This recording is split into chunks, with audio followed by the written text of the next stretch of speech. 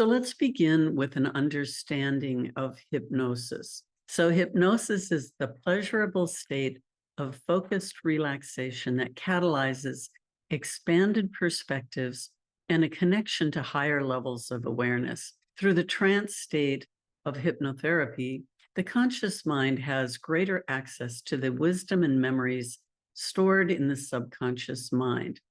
It's like meditation on steroids. Hypnotherapy provides a container within which to discover patterns, choices, relationships, past lives, soul purpose, and much more. And so you can imagine the importance of using hypnotherapy because it's so important to access the subconscious mind when we're working on healing and personal development. What we call the subconscious mind is often referred to as the unconscious mind by psychologists, and even referred to as the superconscious in some contexts. Whichever term we use, we are referring to the part of the mind that observes, gathers, and stores vast amounts of data and then filters it to provide our conscious awareness with what it deems to be that which will aid in our survival or satisfy our present curiosity or focus. Just think about how many times we completely missed part of a conversation where we placed our keys or some detail of an event we attended. While our conscious awareness has no clue, our subconscious mind has absorbed it. The interesting and often disturbing part is that the subconscious mind receives the information in a haphazard and random manner, mostly as images, feelings, and concepts rather than words. In this sense, it can work in our favor, or it can set in motion knee-jerk reactions, unwanted habits, blocks, and self-sabotage. While it stores a broader perception of reality and holds the solution to many of our problems, it is up to us to unlock that treasure chest of wisdom, to be still and listen, to be open to receiving an alternative perspective, and perhaps even rearrange these stored bits of information in a way that better serves us. Your potential is far grander than you can imagine, and the ability to change your circumstances and achieve seemingly wild goals is within reach. By tapping into the guidance of your subconscious mind, you can resolve blocks that hold you back and chart a course directly to success. So as we study in our masterclass, I am going to inject some video that was taken during a class that I taught. It was in front of a group at the Washington chapter of the National Guild of Hypnotists. And they had me teach this technique, the reverse metaphor, for their group. And so there's a lot that's included there. And we're going to have an example, a demonstration that you'll get to watch a little later on. So let's talk about what a metaphor is. So a metaphor is a symbolic image or story meant to correlate to or substitute for something else. It involves comparing two dissimilar things so that they appear similar, or they represent something similar. Metaphors can be useful in helping clients communicate with their subconscious minds to retrieve wisdom, memories, perspectives, perceptions, and intuitive messages. They help us to understand or alleviate pain or sensation. We use a tool called object imagery that uses metaphor for that. We can see ourselves differently through a metaphor, and for that we use the tool called role model. And we can attain superpowers by using the metaphor that's embedded within the empowerment symbol. And we can gain messages from the subconscious mind here with reverse metaphor. You know that when we read stories to children, they're filled with metaphors. In fact, That's pretty much what they are. They tell a story, and then there's a moral at the end of the story. And this is because if we were to talk directly to the child and say, this is the way you need to behave, they're going to say no. They're going to object, they're going to resist, and they're not going to understand why. So when you give the same instruction to a child, but go about it by telling a story, they start to understand why it's important to change their behavior or to look out for certain things. They understand the lesson, and they're more likely to incorporate that into who they are and how they behave. And the same is true for adults.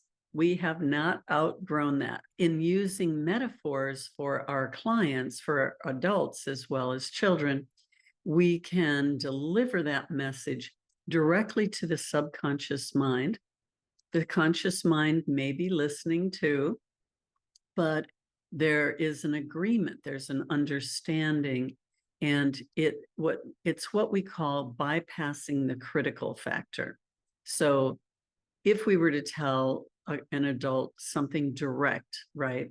You know, tell them how they should behave, or tell them maybe something about the world or about relationships or how they've been treating other people, whatever that is, or maybe their use of a substance, that sort of thing. They can resist. They may just say no, or I don't have the willpower. There could be all sorts of reasons why that doesn't work.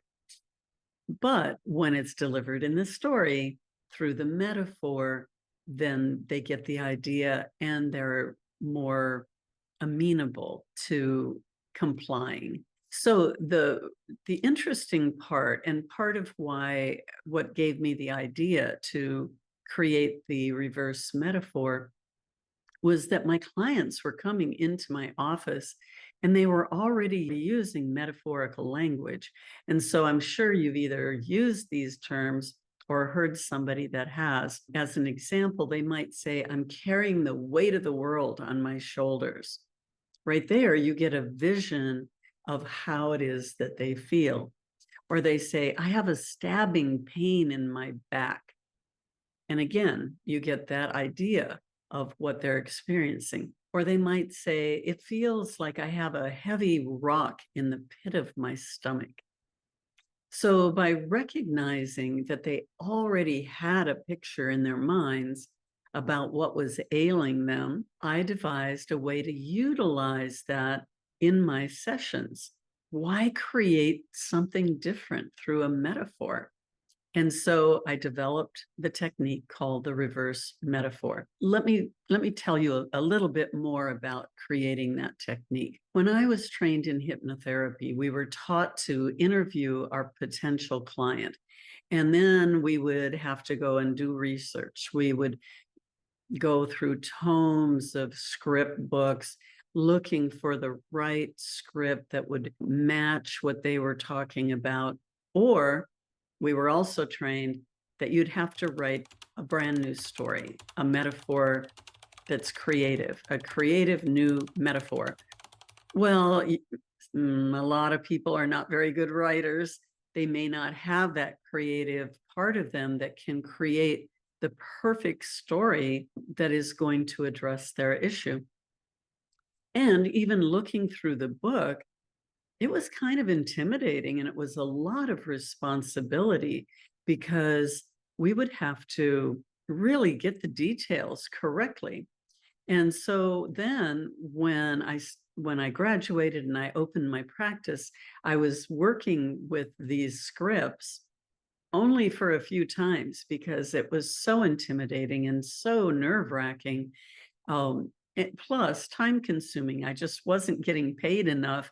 You're charging the client for the time that they come to see you, and yet you're spending hours creating a story or doing the research to look for that. Again, I started noticing that the clients were coming, and in their language, they were already telling me how their subconscious mind was viewing this issue. And so I started to just ask them further about, can you describe that to me? What else can you tell me? And it was really far more personalized. It was exactly how they were imagining it. The details were perfect for their own situation. And they were representing this story exactly how their subconscious mind was perceiving reality, whether it was accurate or not. It could be distorted from reality. And we all have that. We all have those distortions. And that's what creates our blocks and our dysfunction and our dissatisfaction, because we've taken all this information into our subconscious mind, created this story, and we're sitting with it, right? And so rather than trying to bring in this new creative story that may or may not match up really well, I would just ask my clients, tell me more, tell me more. So when I ask my clients to tell me a fantasy story, the symbol was exquisite and precise. I was free from creating scripts and using manufactured suggestions. My clients held the key to their resolutions. Not only does the subconscious mind express what it knows about the situation, it can also tell us what it needs in order for the situation to be resolved. So I'm going to share an overview of this technique. To share an overview of this technique, the client is asked to create a fantasy story that allows their subconscious mind to reveal its perspective, wisdom, or needs. Then, through their interpretation of the symbolism, the message is revealed. Your client is going to create the story. So you're not writing anything, you're not telling the story at all. And then when it's finished, you review the story line by line while your client correlates the images and plot line of the story to the events and conditions in their present life. Reverse metaphor is easily used as an induction, a deepening, or a means of enhancing imagination. So it can be used at the beginning, it can be used after the induction, and it can be used in the middle of your session if for various reasons. It can even be used towards the end just to wrap things up. And we'll talk about that in a minute. It's uniquely effective for receiving wisdom and insights from your client's subconscious mind, communicating events perhaps too sensitive to speak about directly, and getting a client to relax into a past life regression without concern about being right or wrong in their perceptions. And I'll give you an example of this a little bit later on as well. So it's a universal tool that will prove helpful in a wide range of applications. And I know that it's a favorite among my students and clients. When I'm teaching and I'm talking to people who've already started up their practice, they tell me they use reverse metaphor all the time and they love it. So here are some of the ways you can incorporate reverse metaphor into your sessions. In the beginning, when you're trying to figure out where to start with a client, oftentimes I've felt that way. A client is talking about all the very different things that they want to work on, and you're thinking, how am I going to initiate this, right? So right at the initial point. And also you can use it when you're looking to find the most critical issue to address from that list that they've provided. So they're not really sure where they want to start. You're not sure where you should start in getting them to have a fruitful session. So you use the reverse metaphor, and through that, the subconscious mind is going to float to the surface those things that need to be addressed first. And then after that, when you still have time in your session, based on your notes and what you've uncovered, then you can apply your other techniques and do the healing, or carry on from there. So you can also use reverse metaphor when you're feeling less than resourceful in choosing the best tool for a presenting issue. And you can do that even in the middle of a session. So maybe you're working and you're going along and you're just kind of up against a wall. You can't quite get the client to respond right, or you're not getting that result, that goal that you've been working towards. You can just make a right turn and do a reverse metaphor, gather up a whole lot more information, and then carry on. All right, then you'll have the information you need to know that, okay, this is what you need to work on next. Also, when your client needs to warm up their imagination. So if they're having trouble getting into their right brain, maybe they're really analytical, they're hypervigilant, they're a little bit nervous, they're kind of hanging on, and they're not just free flowing into their right brain, you can apply the reverse metaphor and kind of warm that up, get that juiced up so that they really feel what that feels like, and they feel more fluid in that imagination. And then you can start, of course, working on some of their issues. You can use reverse metaphor when you're searching for the source of a chronic illness, pain, addictions, emotions, blocks, all of that. Again, it depends on how what language you use in asking the subconscious mind what you want it to deliver to you. This one is good. I use this when I sense that there's something that a client needs to talk about, maybe even wants to talk about, but maybe they're feeling a little uncomfortable. This often comes up in sexual abuse cases, domestic abuse, things that they feel some shame around, and they don't want to just say, okay, just like speak about it. You can have them reveal it through the reverse metaphor. They can reveal that information through a story that even just could put them like in a third person perspective. They don't have to live through that. They can kind of watch other characters, or it could be really kind of a fantasy story that doesn't necessarily involve them. But then they can feel like, okay, now we've shared this information, and they have that opportunity to process. When a client isn't comfortable revealing an issue with direct language. So, if we're going to be in a dialogue in the session, maybe there's a young woman who isn't comfortable saying, I've been abused, or I was date raped, or, or some other kind of shameful experience. They can go through, and I've had this happen where we went through what her issue was. She had not revealed to me that she had had this sexual assault. We went through the whole thing as a reverse metaphor. And at the end of that, I think something clicked in her mind that she had already talked to me about it, even though it was all in some kind of fantasy story. To her, it had been revealed. I could guess, but we had never really talked about it. But right after that, our conversation, she said, I've never shared this with anybody. And then she was fully ready to share that with me, with that idea that, well, it's already out of the bag, right? But the reverse metaphor allowed her to speak about it more comfortably. I've used it when I've had a little extra time in my office.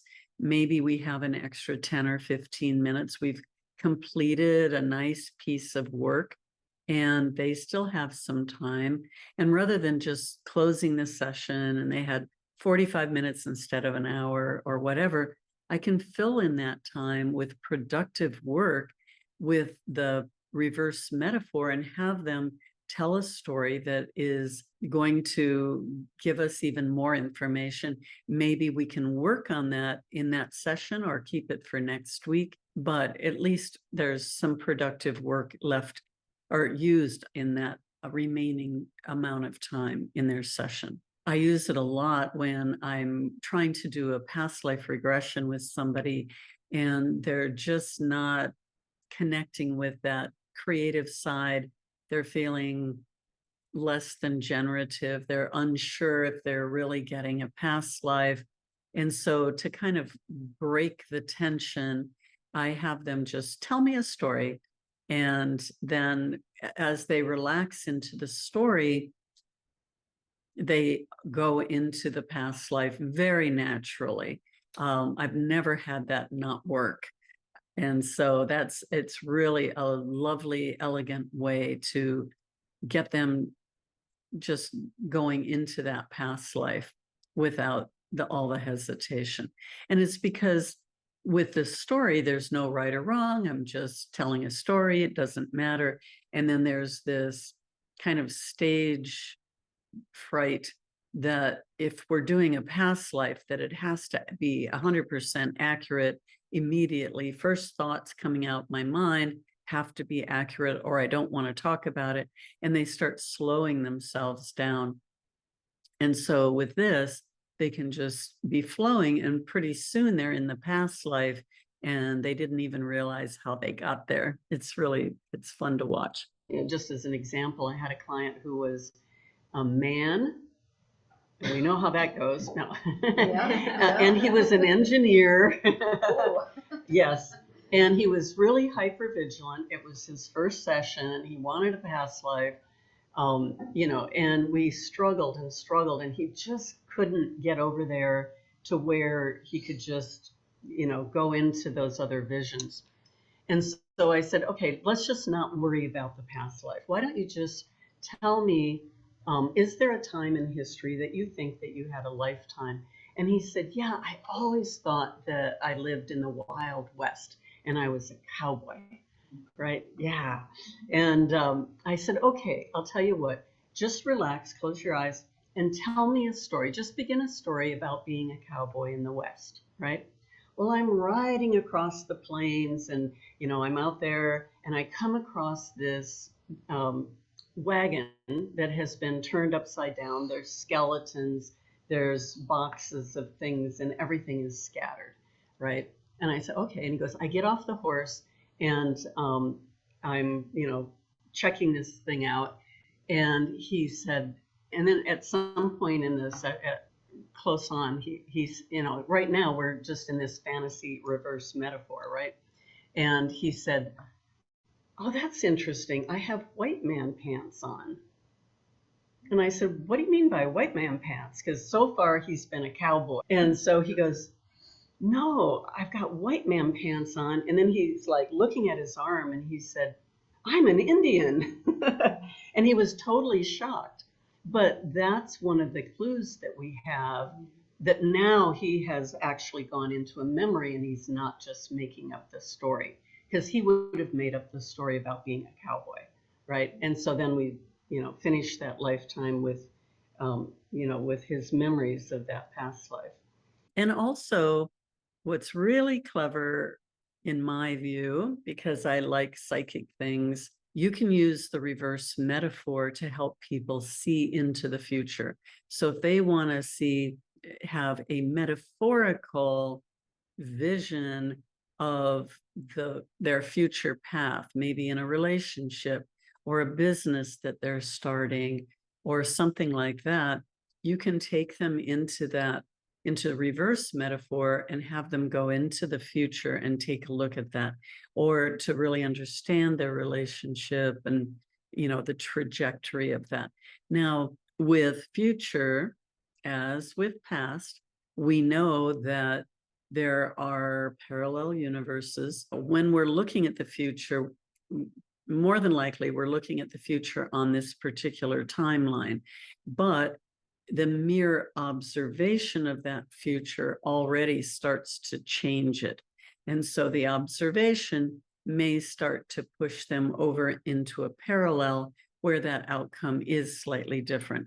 So they have to understand that they're looking at a story about that timeline, but some things can change. So not to rely on that completely and exclusively. These concepts are backed up with physics. New physics talks about the power of the observer, the influence that an observer has when they're looking at an experiment. They can influence that experiment and the outcome. And so the same is true when we're looking at our future and when we're looking at our past and doing past lives.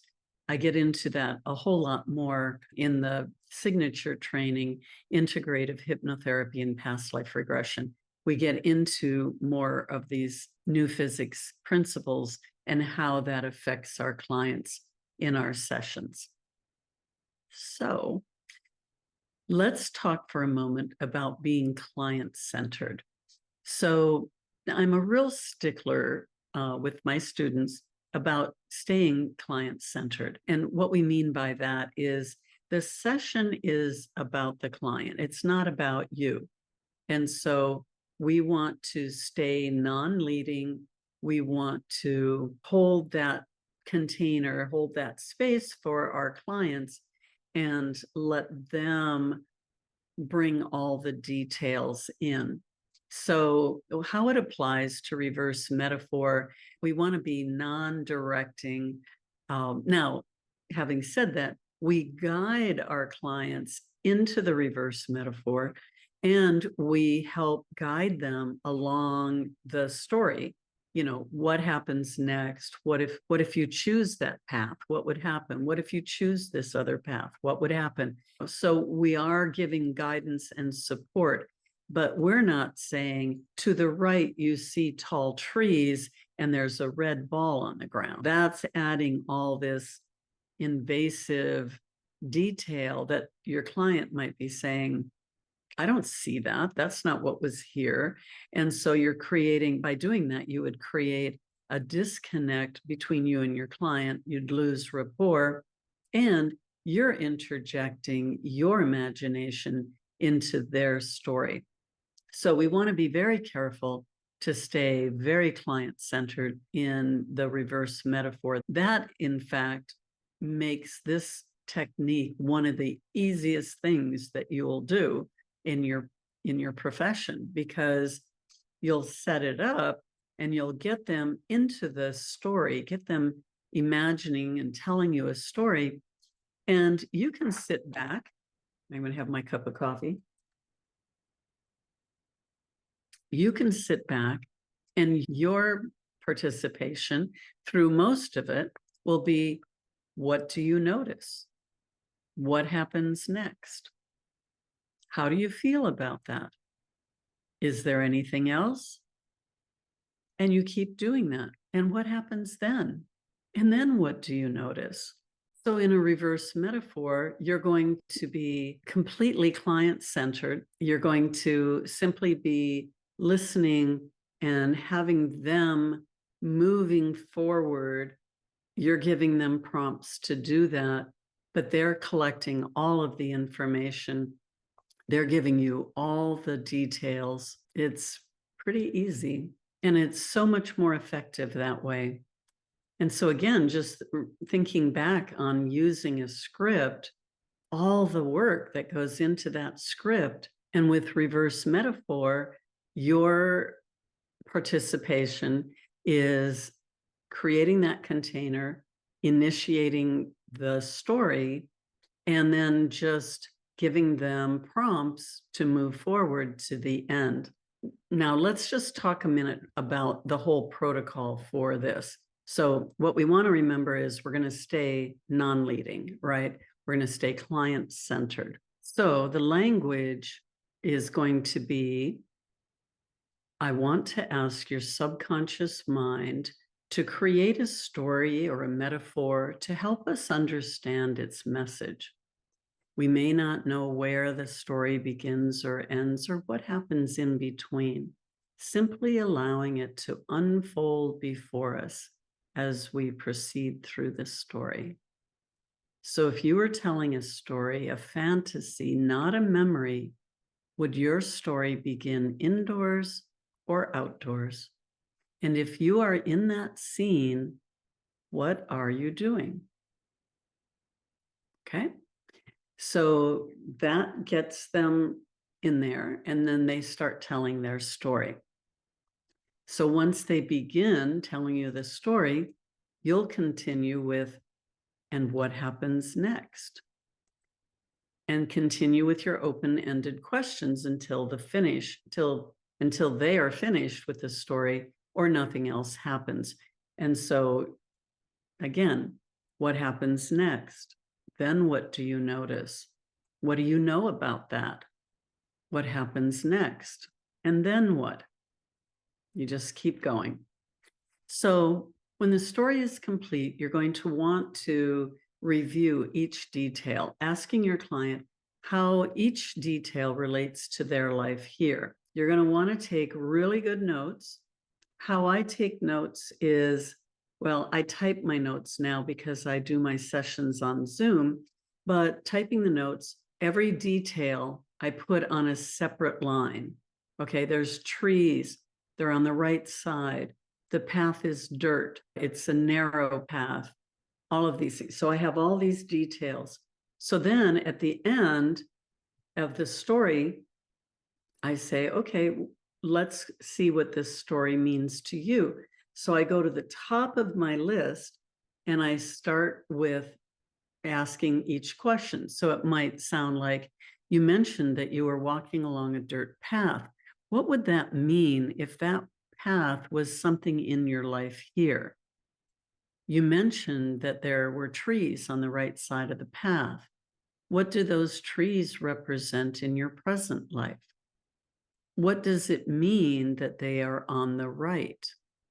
So each time they're going to give you the details. So this is the analysis part. Sometimes people are trying to analyze the story while they're telling it.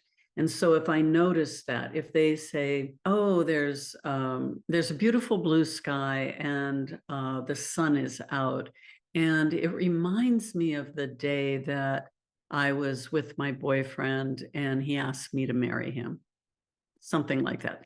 They're already analyzing the story. When you notice that they're already starting to analyze while they're in the story, you want to stop them, gently say, I noticed that you're analyzing this story, and we're going to analyze this together at the end. I promise. We're going to find out what all of this means. In the meantime, I need you to stay in your right brain imagination and just continue with this story. And they will, they'll do that. That's pretty easy. And the reason is that if they're telling this story and then they switch over to analysis, and then they go back to the story and they're switching to analysis, it's really taking away the potency of the story. It's very distracted, and we just need to get that whole story out. So it is worthwhile to take a moment to remind your clients that you're going to analyze later. That puts them at rest so that they don't feel like, I better understand what's going on as I'm going because maybe I'll forget. They're not going to forget because you have really good notes. And then also the other thing that happens at the beginning, on occasion, the client will start remembering something. I've had this happen. They'll say, oh, I'm out in the yard and I'm under a big tree and there's a swing, a rope swing, and I'm swinging. I'm 5 and my dad comes out. And even right then, I'll say, excuse me, but is this a memory that you have or is this a story? And then sometimes they'll say, well, yeah, I do remember doing this when I was 6 and there was a story there.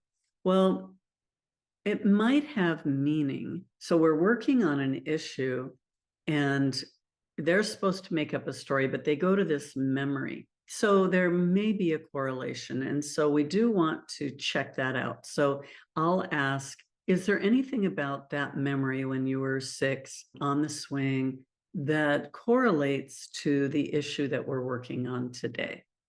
and they'll say yes or no. They, and maybe that will kind of explore why that has some meaning. And then I'll say, okay, great. Now I'd like to go back and I want you to create a story, and I want it to be something really fantastical, something, it can be bizarre. You could be dancing with triangles. I mean, it could just be outer space. It could be anything, but I don't want it to be a memory. I want it really to be like a bedtime story that you're making up. If they're still having difficulty with that, then I start to make it up. Okay, so the one I use oftentimes is you're walking along a path, and I want you to just look down at your feet and describe the path to me.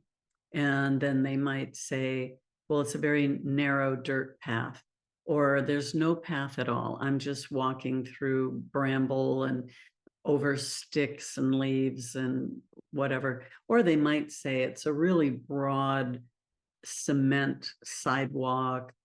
And all of those things have meanings, right? They all have a different meaning for that client. So I want them to look at the path. I want them to describe it and then start describing their environment. Okay, so as you look to the right, what do you notice?